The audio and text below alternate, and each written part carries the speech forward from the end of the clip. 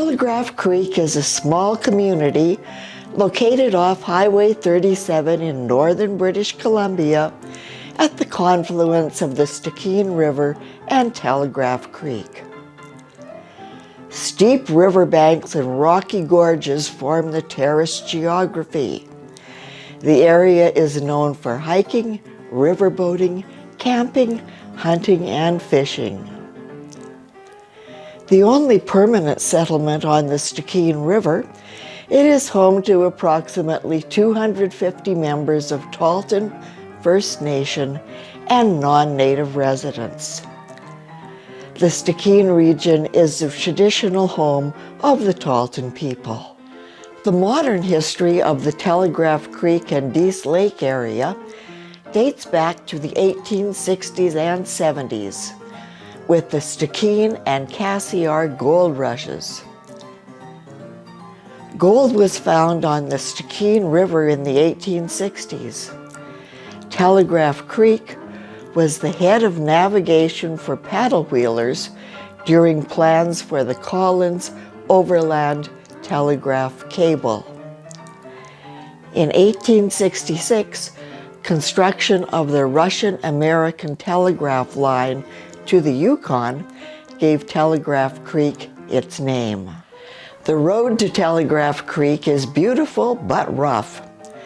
112 kilometers or 70 miles of gravel, steep gradients up to 20%, narrow passages along canyon walls with no guardrails, and sharp angled switchbacks. However, the road is suitable for most vehicles. Telegraph Creek can also be reached via the Stikine River from Alaska and by air. The first aircraft arrived at Telegraph Creek on September 9, 1920. 3 de Havilland DH-4Bs landed 10 miles downstream across the river from Glenora Landing on bench land. At the time, the land was known as the Diamond Sea Ranch. The 3 were part of a flight of 4 that had left New York for Nome, Alaska on their return flight. Outbound, they had landed at Hazelton before continuing to Wrangell, Alaska and Whitehorse, Yukon. The group had found the flight between Wrangell and Whitehorse too long, and the possibility of fog, low cloud, and poor visibility on the return had them seek an alternative route between Whitehorse and Hazelton. The Barrington Transportation Company of Wrangell had been barging up the Stikine River for years. Barrington suggested the Diamond Sea Ranch as a suitable landing site for the return journey.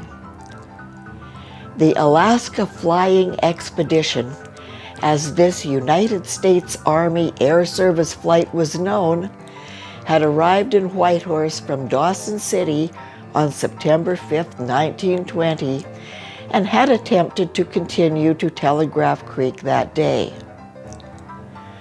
Poor weather forced their return. On the 8th, they again tried, but weather sent 3 of the 4 aircraft back to Whitehorse. 1 became separated and made its way successfully to Wrangell. 3 tried again on September 9th and landed at Telegraph Creek. Landing in the meadow, 1 aircraft sustained a damaged axle. The Barrington vessel Hazel B No. 3 had been stationed at Glenora for just such an eventuality. On return, they were further delayed due to weather until September 29th, when the 3 aircraft left for Hazelton and Prince George. Meanwhile, the pilot of the aircraft that had become separated had left Wrangell. He arrived at Prince George on September 18th, about 11 days earlier. He waited several days before proceeding to Jasper, Alberta, on his return flight. When the 3 took off from the Diamond Sea meadow, they turned northeast over Graveyard Hill at Telegraph Creek, saluting the help the community had shown.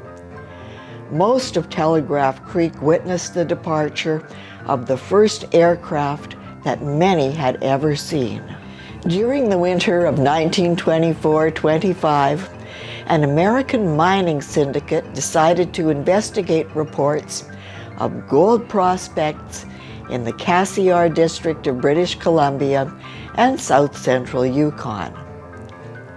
An advance agent, Mr. A.D. Ross, was dispatched to Wrangell. He arrived on March 17, 1925, on board the SS Princess Mary. He arranged for the purchase and transportation of fuel and supplies on the Stikine to Telegraph Creek by a Barrington barge as soon as the river became free of ice. Ross then went by dog sled up the river, first to Telegraph Creek and later to Dease Lake. Dease Lake would become the operational base of the Dease Lake mining expedition. While Ross was expediting operations in the Cassiar, the syndicate had leased a Canadian-registered aircraft from Laurentide Air Service of Montreal, a British-built Vickers 1922 Viking Mark IV. The single-engine amphibian was shipped west on the Canadian National Railway to Prince Rupert. From there, it was flown to Wrangell in time to meet with the prospecting party. As soon as the ice was gone from the Stikine River at Telegraph Creek, men and supplies were shuttled to the village where they first arrived on June 1, 1925. 2 days later, the ice was reported to be sufficiently gone from Dease Lake. The aircraft was moved to that location where the amphibian's wheels were removed to increase its weight-carrying capabilities. On December 5, 1928, an Alexander Eagle Rock called the Northern Light arrived from Hazelton. It was on a delivery flight to Whitehorse, from where it would be used for airmail and charters. On board was pilot John Patterson and Clyde Wan, Vice President of the Yukon Airways and Exploration Company, which owned the aircraft. Weather delayed the Eagle Rock at Telegraph Creek until December 8th. It left for Atlin, carrying mail for Whitehorse. After further weather-related delays, the mail would arrive on the 11th. The first round-trip airmail flight occurred February 28, 1929, when Patterson flew the Eagle Rock from Whitehorse via Atlin to Telegraph Creek. Total flight time, 3 hours, 15 minutes. A Travel Air 6000B arrived at Telegraph Creek on August 9, 1930, southbound from Whitehorse via Atlin. It was flown by Clayton Scott, who was ferrying it to Seattle. Scott later left en route for Hazelton. Paddy Burke had been forced down in a blinding snowstorm on October 11, 1930, on the upper Liard River in the Yukon. About 6 days later, his air mechanic and passenger, a prospector, attempted to walk to a cache they had made earlier. On the 24th, they became too exhausted to continue and their food ran out. Burke died November 20th from previous conditions of colitis and diabetes, as well as lack of food. After surviving 2 months in the winter wilderness, the other two were rescued by a Treadwell Yukon pilot and a prospector. They were searching for the Burke party in the company's Fairchild. 2 aircraft, a consolidated Fleetster flown by Joe Barrows, and a Fairchild 71 flown by Harry Blunt were in Smithers. After a weather delay at Smithers until November 21st, they both left for Atlin. Again, due to weather, they diverted to Telegraph Creek, where they landed in a field behind the settlement. Both pilots decided to move to nearby Sawmill Lake and change their landing gear from wheels to skis. The Fairchild 71, flown by Blunt, crashed on takeoff and hit a tree. The aircraft's engine folded back, breaking both his legs. Barrows moved the Fleetster towards the Fairchild, falling through the ice. The freezing water caused inflammatory rheumatism so bad, Barrows was unable to walk or even feed himself. The Fleetster was salvaged and repaired. The Fairchild 71 was written off. Alaskan pilot Noel Ween, with his brother Sig, landed their new orange and black Stinson Jr. SM-2AB at Telegraph Creek on December 18, 1930. They had left Virginia, Minnesota during the first week of December for a flight to Nome, Alaska. The Stinson held at Telegraph Creek for weather until the 20th, before leaving for Atlin, Whitehorse, and Dawson City. On July 29, 1935, a Fairchild 71C on floats, belonging to Canadian Airways, circled over Telegraph Creek before touching down at the river dock.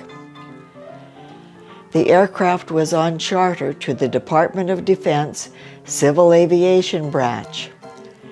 It was on a tour of potential airport sites and airway routes, covering 8,400 miles through the Northwest Territories, Yukon, and British Columbia. Its passenger, the Superintendent of Airports and Airways, Dan McLean.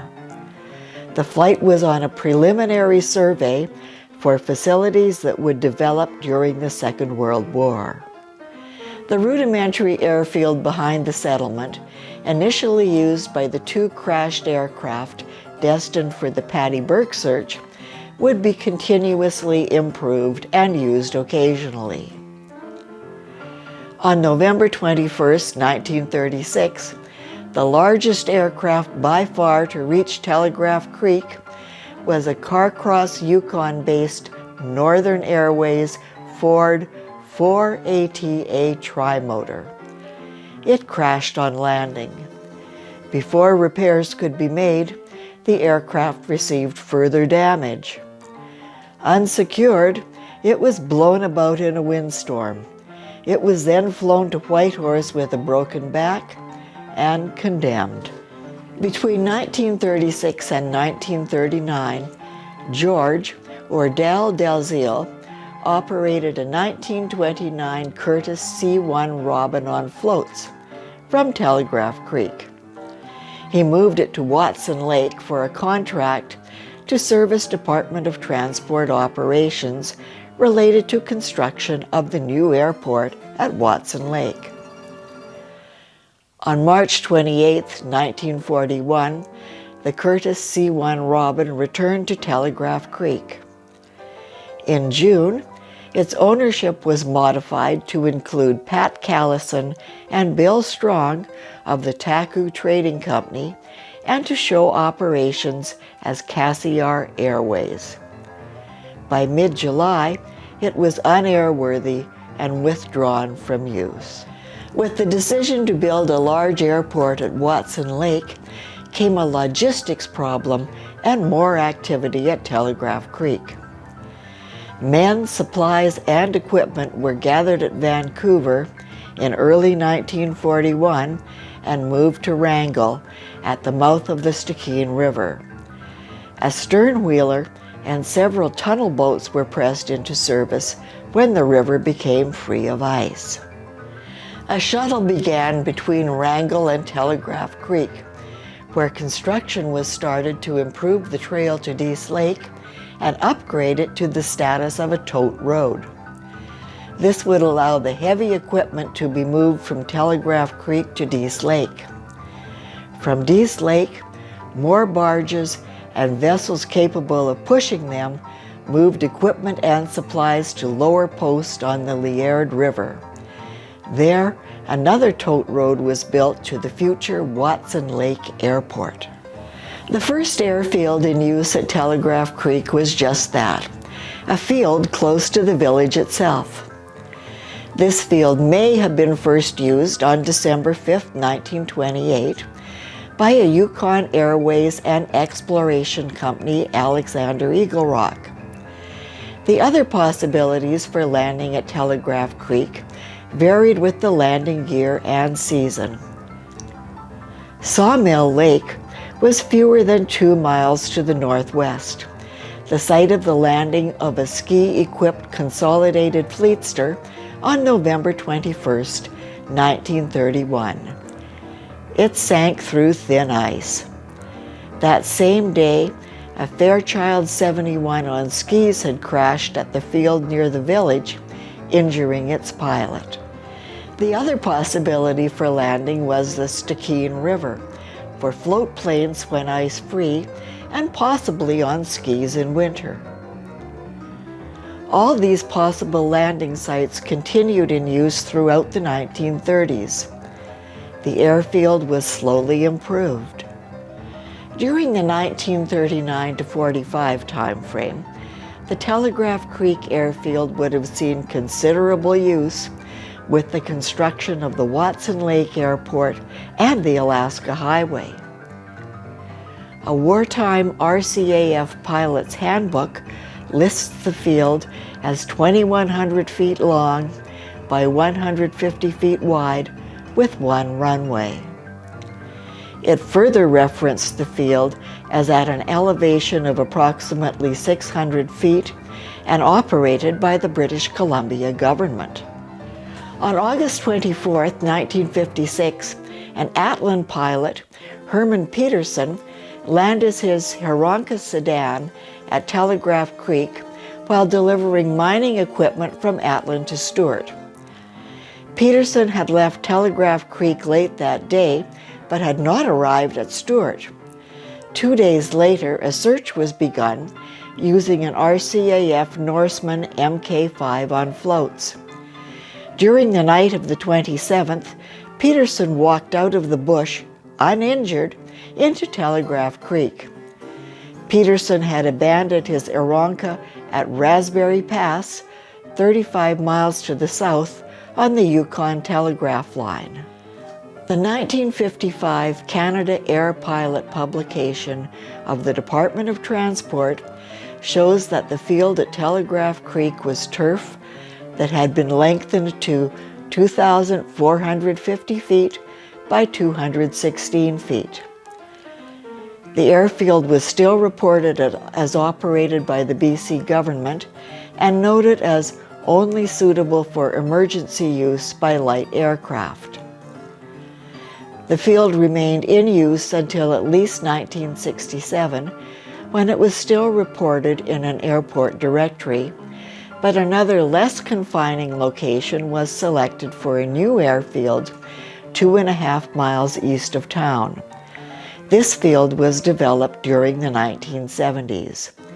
On the map, you will see the Telegraph Creek Water Airport on the left and Telegraph Creek's old airport on the right.